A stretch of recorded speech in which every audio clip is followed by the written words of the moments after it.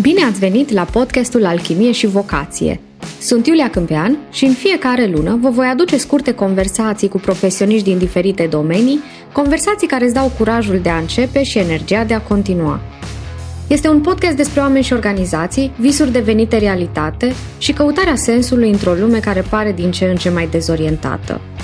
Misiunea noastră este de a pune întrebări provocatoare și de a găsi acele răspunsuri simple, dar bine ascunse în fiecare din noi. Să avem conversații revelatoare cu fiecare invitat, în care ascultătorii să se regăsească și să se simtă implicați în dialog.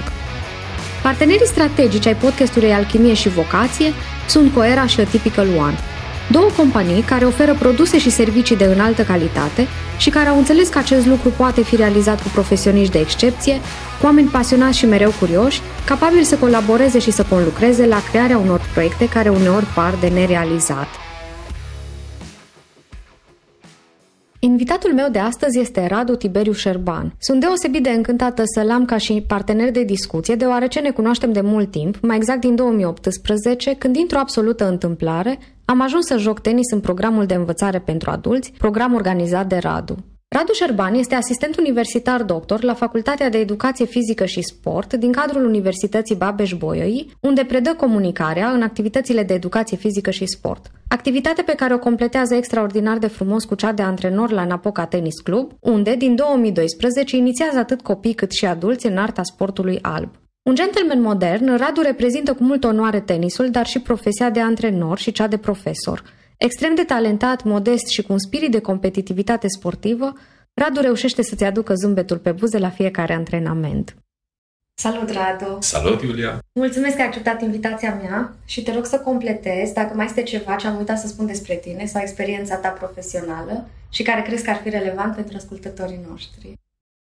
Ai menționat foarte multe lucruri care la propriu mi-au făcut obrajii să se încălzească. Efectiv, când am auzit ce spui, am început să simt o emoție foarte pozitivă și îți mulțumesc pentru introducere. Cred că ai cuprins esențialul.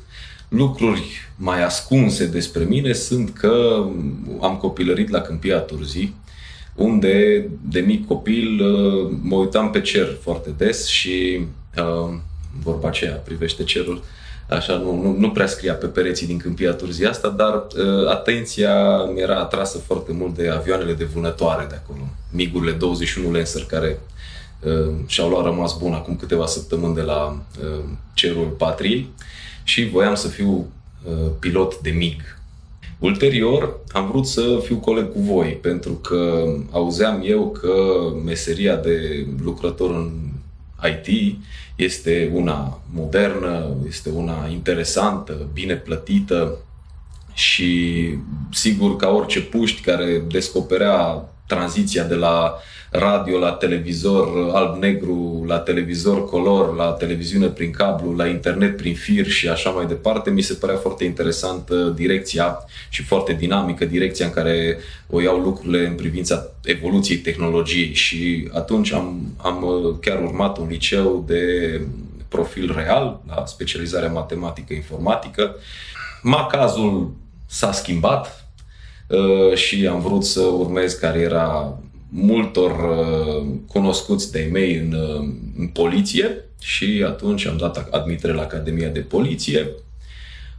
Apropo de macaz, acesta s-a schimbat din nou și neintrând la Academia de Poliție am zis că voi face ceva care să mă poată lăsa să mă pregătesc în continuare pentru această carieră și am zis că n-ar prea merge să merg la telecomunicații, mai ales că deja am dat bacalaureat din materiile pentru real. Am învățat alte 3 materii pentru admiterea la Academia de Poliție. Nu mai mergea să dau și eu admitere la telecomunicații sau la automatizări calculatoare.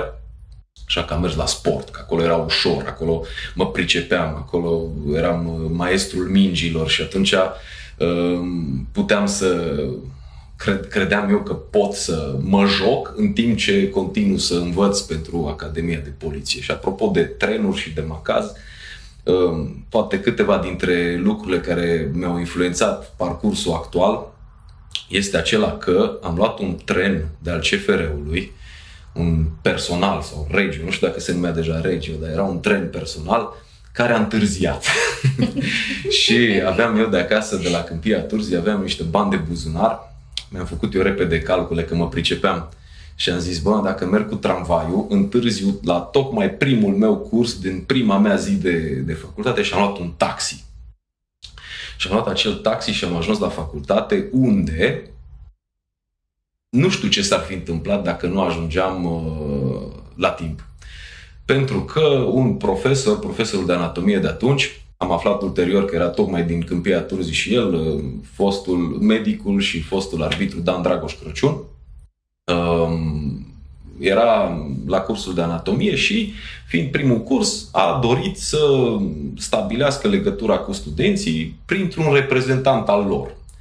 Și pentru că am luat acel taxi și am ajuns la timp, eu am fost numit reprezentant, nu doar de aia, dar a depins foarte mult de faptul că am luat taxiul ăla, că altfel n-ajungeam la momentul în care se împărțeau responsabilitățile pe acolo.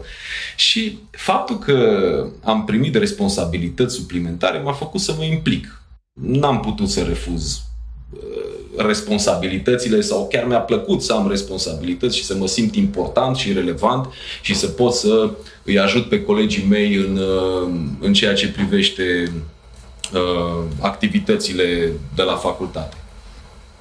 Traiectoria ulterioară este previzibilă.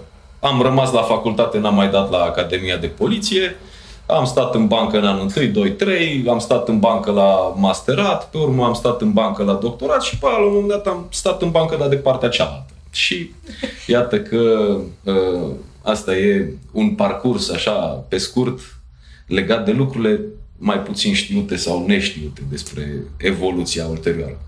Ce interesant, Radu, că zici lucrurile astea. Într-adevăr, observăm că cariera sau vocația pe care este și un șir de alegeri pe care le facem foarte devreme, dar și o serie de întâmplări care pot să contribuie la traseul nostru profesional sau la ceea ce ajungem să practicăm ca și meserie.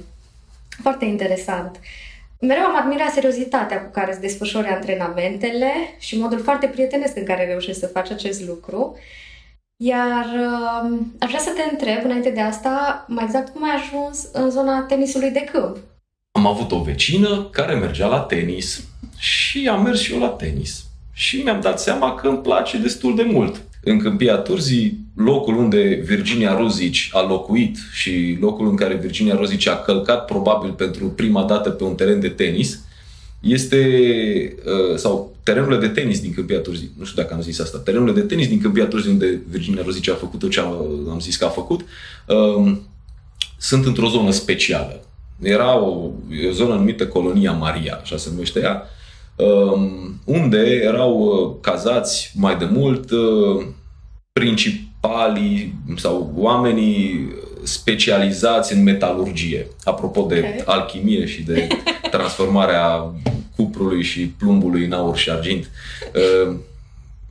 Acolo concetățenii mei creau oțel și produse din cupru și fier. Așa?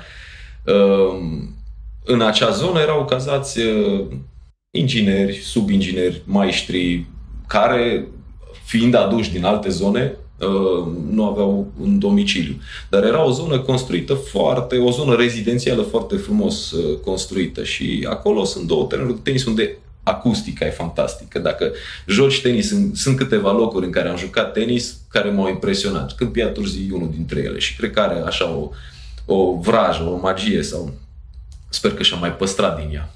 Erau niște tei parfumați în începutul verii. Era un nuc bătrân care era locul nostru de refacere după eforturile din timpul verii și cred că asta m-a cucerit și asta m-a făcut să rămân la tenis. N-am fost cel mai bun de la început, am avut de recuperat, dar am fost muncitor și pasionat și am ajuns să am și un set de abilități care să mă recomande pentru a practica tenis și ulterior pentru a putea să transmit mai departe din puținul pe care îl știu.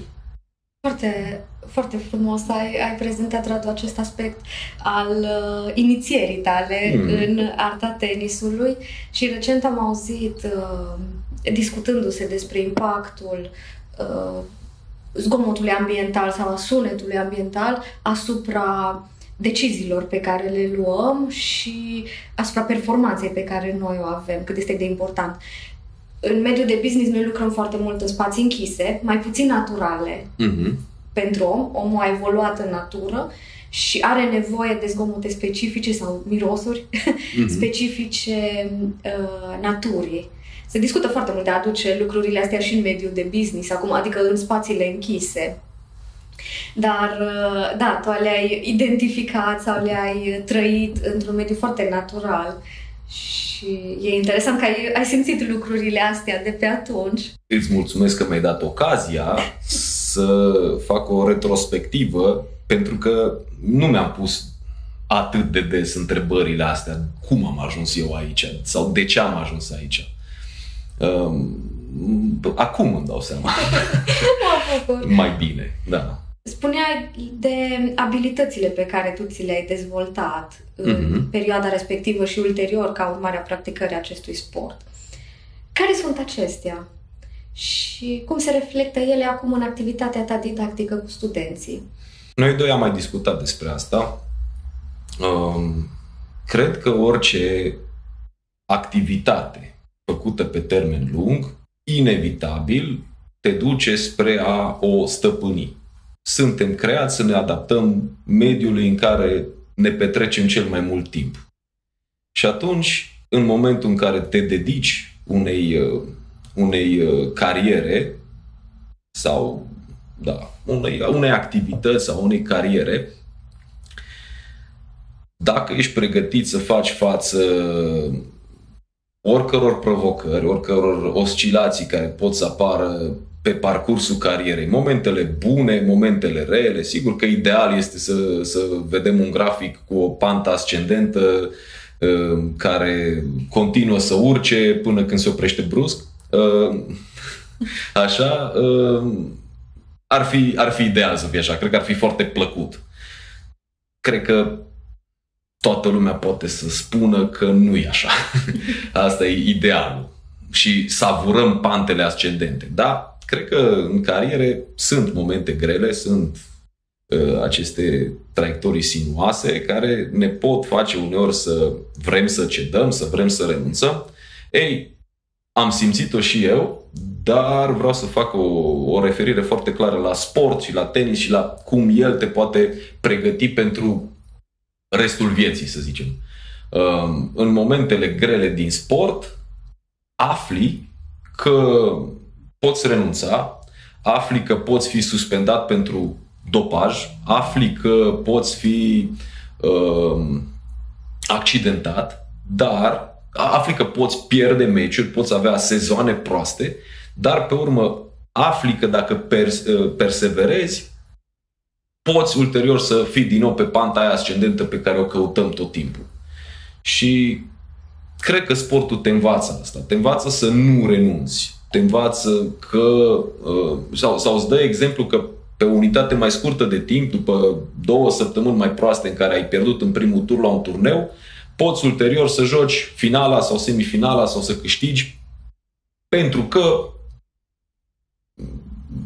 bioritmic, zic unii că poți să ai un bioritm mai oscilant care să-ți dea voie să performezi în anumite momente, o teorie a programării și periodizării antrenamentului sportiv în așa fel încât să atingi platoul de performanță de 2-3 ori pe an și în acele momente să culegi roadele muncii, iar ulterior să continui să joci sau să continui să muncești, dar să te aștepți să vină momentele alea mai grele.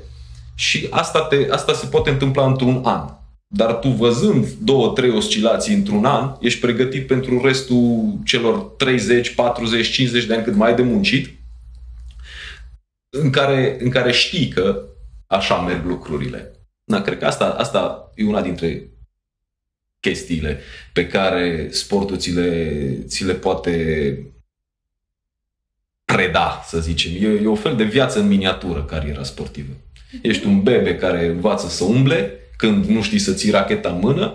Pe urmă începi să plângi de câteva ore, aia înseamnă că începi să te exprimi pe terenul de tenis.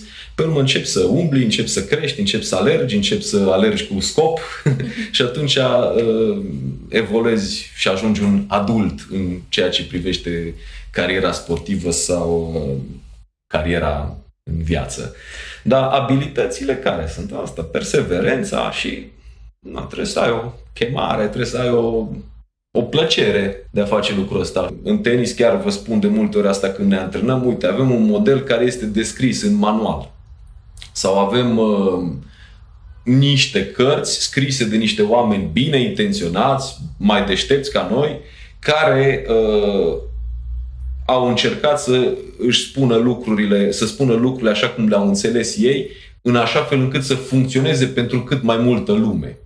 Dar cred că adevărul absolut nu-l știe nimeni. Noi putem, dacă suntem foarte deștepți, să înțelegem poate sunt optimist, un 90% din adevăr în momentul nostru de apogeu și de luciditate, dar noi înțelegem 90%, ulterior când încercăm să transmitem cuiva, nu putem să redăm decât poate 70-80% din cât am înțeles noi și pe urmă cel care te citește pe tine sau cel care este învățat de către tine înțelege poate jumătate din cât i-ai explicat tu. Așadar ne depărtăm de adevărul absolut și cred că fiecare e dator ca ulterior, având niște indicii, să caute, că poate reușește să găsească mai bine adevărul absolut. Așa văd eu lucrurile, că nu-i foarte ușor să funcționeze o lovitură pentru toată lumea. Uite-te în meci, joci tenis. Dacă îți lansezi mingea din coș, ea aterizează pe o zonă așa cu o arie într-un cerculeț, să zicem, cu o rază de 1 metru, că reușesc să le trimit destul de precis și te aștepți că sar într-un anumit fel mingile. Dar pe urmă când te joci cu prietenii sau când te joci cu un dușman pe teren, mingile nu mai cad în cercul ăla și cad cu altă traiectorie, zboară cu altă traiectorie, sar cu alt efect, au altă viteză, variază acești factori de eficiență ai mingii. Și atunci cumva trebuie să cauți și altceva decât ceea ce este izolat, standardizat în condiții de laborator. Radu, am auzit foarte multe competențe pe care le-ai zis în descrierea pe care ai făcut-o și anume perseverența, pasiune, ca să poți să practici cu bucurie acest lucru, ceea ce noi numim grit în psihologie și este un indicator al succesului pe termen lung. Pasiunea și perseverența trebuie să existe amândouă în același timp. Nu este suficient doar una dintre ele. Mai la finalul discuției, flexibilitate, pentru că deși înveți în condiții de laborator sau în condiții prestabilite, ca să poți să practici și ulterior trebuie să dezvolți această flexibilitate. Mingile nu vor veni la fel și cred că și asta este o competență extraordinară în mediul de business care este în continuă schimbare și să poți să te adaptezi la schimbări, la interlocutori diferiți, colegi diferiți, clienți care se schimbă probabil cu o frecvență mai mare decât am fost obișnuiți în trecut. Am auzit aceste competențe în descrierea ta și le văd o aplicabilitate serioasă și în mediul profesional, dar poate că lucrul cel mai de finețe pe care le-ai zis este această descoperire a autenticității. Să poți să pui toate lucrurile astea în practică și să înveți să fii autentic. Am rezumat bine ceea ce... Sunt de acord. Trebuie să spun că nu prea am mai participat la podcasturi. Am fost invitat odată la un post de radio să vorbesc despre activitatea studențească de la Facultatea de Educație Fizică și Sport acum ceva ani, dar trebuie să spun că am avut oarecum emoții știind de ieri că astăzi ne vom vedea în alt mediu decât pe zgură, cum îți eu obișnuit să te văd pe tine, dar mă gândeam oare ce o să spun. Și vorbind despre subiectul discuției de astăzi, mă gândeam să spun clar că ce m-a ajutat pe mine a fost să fiu flexibil și să pot, de la pilot de MIG, la IT-ist, la polițist, la antrenor de tenis, la profesor, cine știe, poate la altă meserie complementară în viitor, să fii deschis că poți să schimbi un pic perspectiva, dar să rămâi totuși focusat pe aceeași direcție, pentru că nu poți atinge maestria într-un domeniu dacă sari foarte des de la o carieră la alta, dacă nu ești obișnuit să duci până la capăt lucrurile și să fii flexibil că lucrurile nu sunt tot timpul așa cum crezi că sunt. Că adevărul absolut este ceva ce vrem să căutăm, panta aia ascendentă e ceva ce vrem să găsim, vrem să savurăm în momentul în care o întâlnim, dar să fim pregătiți pentru toate celelalte oscilații. Da, ai menționat acel lucru de perioadele de platou, perioadele în care nu ești la maxim sau nu ai recompensa maximă, nu ai succesul maxim și să poți să rămâi angajat în activitate având capacitatea de a amâna recompensa, care în sport este succesul, este un meci câștigat, este un succes cumva recunoscut extern, care apare de câteva ori pe an, probabil, și să poți să muncești tot anul pentru ele. Și acesta, într-adevăr, este un indicator al persoanelor care reușesc pe termen lung să susțină o carieră de succes, este capacitatea de a-ți amâna recompensa. Radu, acest podcast este despre cum fiecare persoană aduce o combinație unică de talente și prin care încearcă să aducă valoare în mediul profesional. Dar este și despre practicarea unei meserii din vocație, cum ziceai, practicarea din bucuria activității în sine, de a găsi sens, semnificație în activitatea în sine. Cum vezi tu, în cazul traseului tău profesional, această armonie între talent, competențe și practicarea meseriei cu bucurie și entuziasm? Armonia grecească era de armonie între trup și intelect, între corp și intelect. Armonia dintre talent, vocație și... Talent, competențe și practicarea cu bucurie. Talent, competențe și practicare cu bucurie. Din definițiile pe care mi le amintesc eu, talentul este văzut altfel în general în unele cărți care încearcă să redea adevărul absolut. Talentul nu este văzut neapărat ca acel lucru cu care te naști. Există totuși niște predispoziții ca tu să poți performa. În ceea ce privește codul genetic, el poate să te construiască sau să fie mai mari șansele ca tu să fii construit pentru un sport de combat sau pentru sumo sau pentru alergare de anduranță. Dar talentul acela la care se referă teoreticienii domeniului educației fizice și al sportului este rezultatul unei munci foarte asidue care presupune predispoziție genetică, dar pe urmă învățare, consolidare, perfecționare și ducerea la un nivel extrem de ridicat al performanțelor. Asta cred că este talentul. Acum, plăcerea, în general, vine dacă dacă ajungi la talent, de obicei vine și plăcerea. Mi-amintesc acum o altă schemă grafică a evoluției competențelor și a conștiinței noastre asupra competențelor noastre. Se spune că la începutul unei activități ești incompetent și inconștient de lucrul ăsta. Parcurgând etapele respective, la un moment dat afli că ești incompetent și atunci ești în etapa incompetenței conștiente. Dar asta te stimulează să vrei să muncești mai mult, să ajungi în etapa competenței conștiente și ulterior să devii atât de bun, atât de rutinat cu competența, încât să devii inconștient de competența ta și să faci lucrurile de la sine.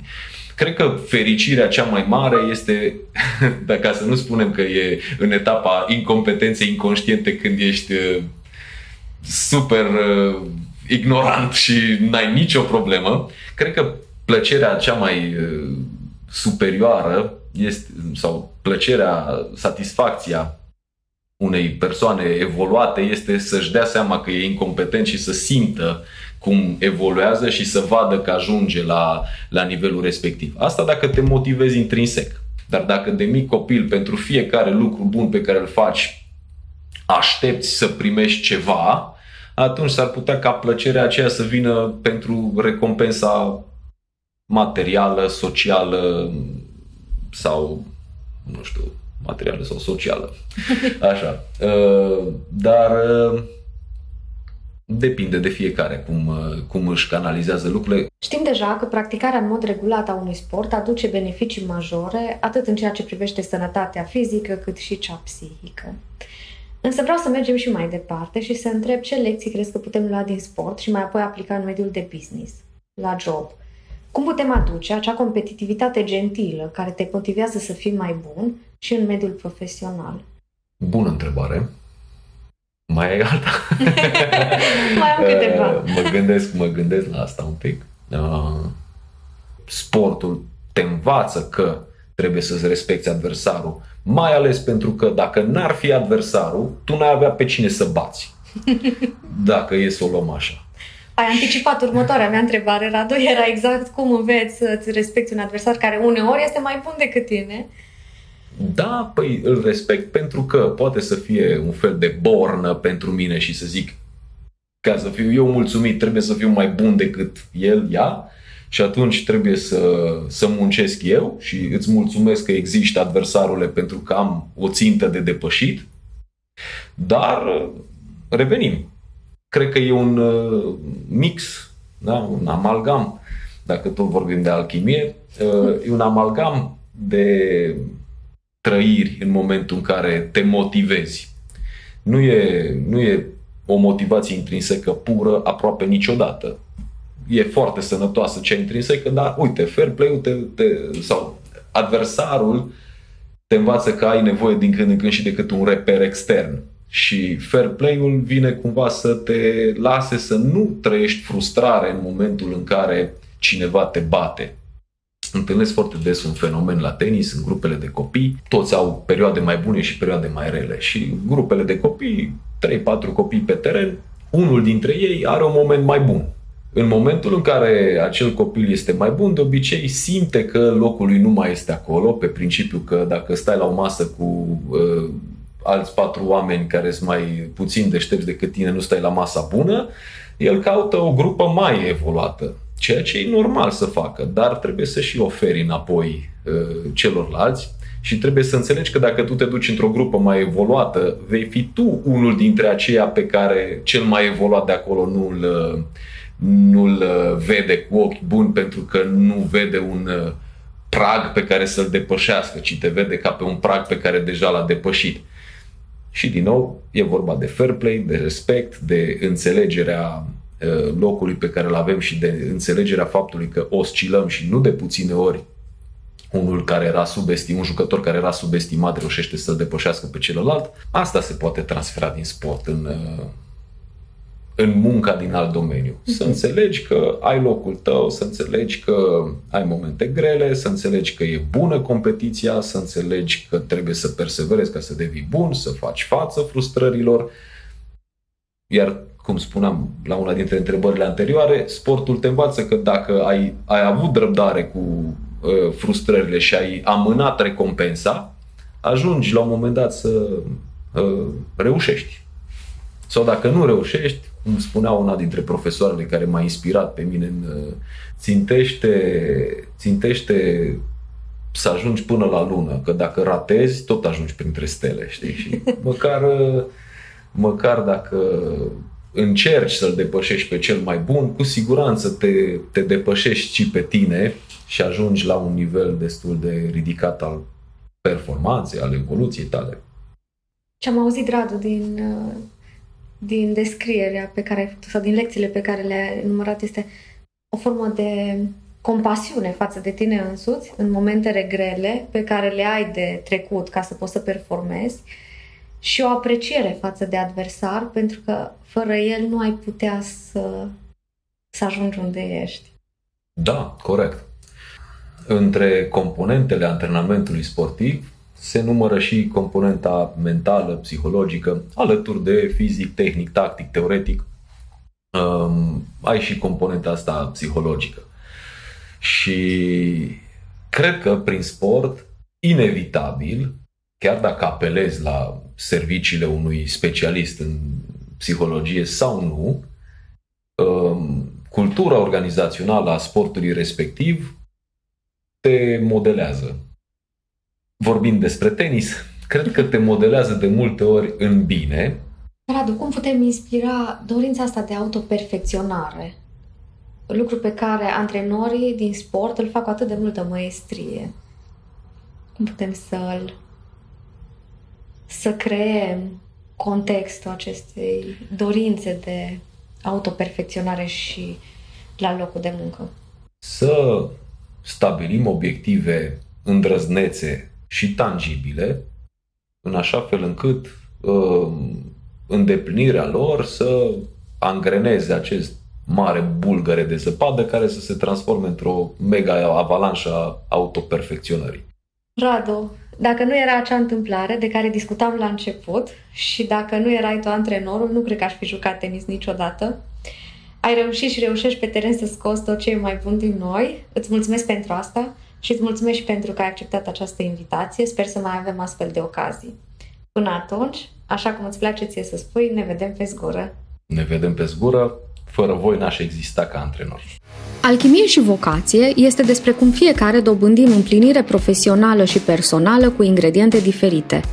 Iar această conversație a fost posibilă cu sprijinul prietenilor de la A Typical One, o companie care oferă produse și servicii digitale și care prioritizează succesul clienților și satisfacția utilizatorilor prin lansarea pe piață unor soluții de design atipice. Și Coera, o companie de IT animată de un colectiv profund uman, care se află într-o relație strânsă cu clienții și care utilizează tehnologia de ultimă generație pentru a găsi soluții software pragmatice pentru diverse probleme sau idei complexe.